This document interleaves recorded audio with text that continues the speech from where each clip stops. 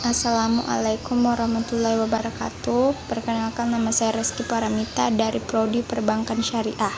Saya akan menjelaskan materi tentang teori produksi dan biaya produksi, yaitu pembahasannya adalah ke-1, bentuk-bentuk organisasi perusahaan, kedua, perusahaan ditinjau dari sudut teori ekonomi, ketiga, fungsi produksi, keempat, teori produksi dengan satu faktor berubah dan teori produksi dua faktor berubah, kemudian biaya produksi jangka pendek dan jangka panjang.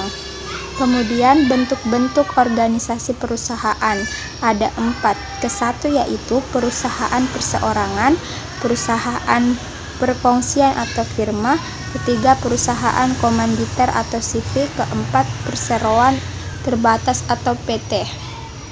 Selanjutnya, perusahaan perseorangan adalah seluruh modal dari perusahaan jenis ini hanya dimiliki oleh satu orang saja. Kedua, perusahaan perkongsian atau firma, organisasi perusahaan yang dimiliki oleh beberapa orang. Ketiga, perusahaan komanditer, organisasi perusahaan yang dimiliki oleh 2 orang atau beberapa orang. Para pendiri perseroan komanditer terdiri dari persero aktif dan persero pasif. Kemudian, perusahaan komanditer atau organisasi perusahaan, kemudian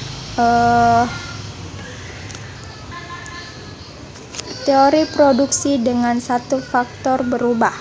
Nah, pada umumnya faktor produksi yang dianggap variabel adalah tenaga kerja.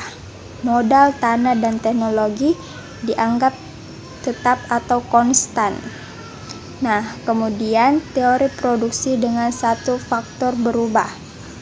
Nah, penjelasannya yaitu jika faktor produksi yang dapat dirubah jumlahnya tenaga kerja terus-menerus ditambah 1 unit pada mulanya, produksi total akan semakin banyak pertambahannya, tetapi sesudah mencapai suatu tingkat tertentu, produksi penambahan akan semakin berkurang dan akhirnya mencapai waktu yang negatif, dan ini menyebabkan tambahan produksi total semakin lambat dan akhirnya ia mencapai tingkat yang maksimum untuk kemudian menurun. Kemudian ada teori produksi dengan satu faktor. Salah satunya yaitu produk total, yaitu keseluruhan output dihasilkan dari hasil penggunaan sejumlah faktor produksi tertentu. Nah, kemudian ada 2 jenis faktor produksi yang dapat diubah jumlahnya, yaitu modal dan tenaga kerja. Nah, kemudian faktor-faktor produksi dengan 2 faktor berubah, yaitu kurva dan tabel tenaga kerja. Nah, ciri-ciri isokuen. Ciri-ciri isokuen salah satunya yaitu isokuen tidak pernah berpotongan dengan isokuen yang lainnya. Contohnya adalah jika semakin ke kiri jumlah 2 faktor berubah akan tinggi. Kemudian biaya produksi. Dalam menganalisis biaya produksi perlu dibedakan 2 jangkauan, yaitu jangka pendek dan jangka panjang. Jangka pendek yaitu jangka waktu di mana sebagian faktor produksi tidak dapat ditambah jumlahnya.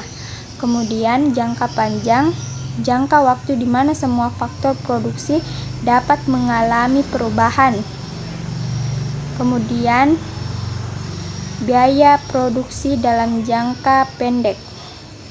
Salah satunya yaitu yang termaksud dalam biaya variabel ini adalah hanya bahan baku. Maksudnya adalah yang hanya dapat dijangkau yaitu bahan-bahan tertentu atau bahan pokoknya saja.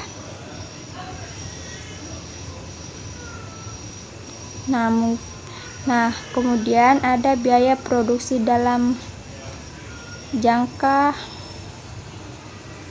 pendek. Biaya produksi dalam jangka panjang yaitu Dalam jangka panjang, perusahaan dapat menambah semua faktor produksi atau input yang digunakan. Oleh karena itu, biaya faktor produksi tidak perlu lagi dibedakan antara biaya tetap dan biaya variabel.